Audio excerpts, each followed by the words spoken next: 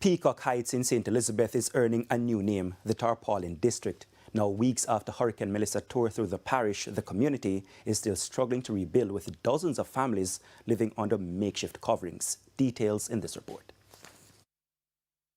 In the yard of her once comfortable home in Peacock Heights, St. Elizabeth, Renazil Townsend now lives in what she calls her one-room corner.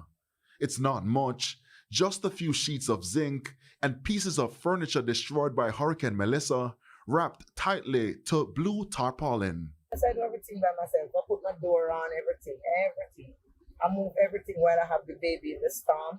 I pack up and lift up, I get no man help, because the reason why you can't get the help, everybody have to do on their own. So I have to do it on my own. And so I'm already skilled already, I just know how to put one on one together and make myself comfortable. Ms. Townsend's situation reflects the new reality across Peacock Heights, where bright tarpaulins stretch from yard to yard. The residents say Melissa didn't just pass through, it reshaped their lives. Here is my cooking here. I put my stove right here. I cook my nice food and eat and drink. I had that table where I put my pot and stuff and my oil, and I put my detergent right here. My cylinder is right here. If you come, I can take up these clothes. They have a seat right here. And then I jump on my bed and lay down. And it's not too hot, through the rainfall and the earth kind of little soak. Just meters away, Althea Beckford is seeing the first signs of rebuilding.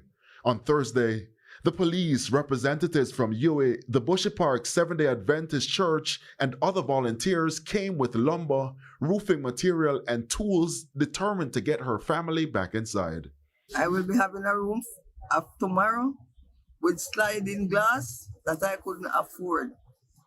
Ms. Beckford's home is among the first to receive this level of structured help, but head of the St. Elizabeth Police Superintendent Coleridge Mento says it won't be the last.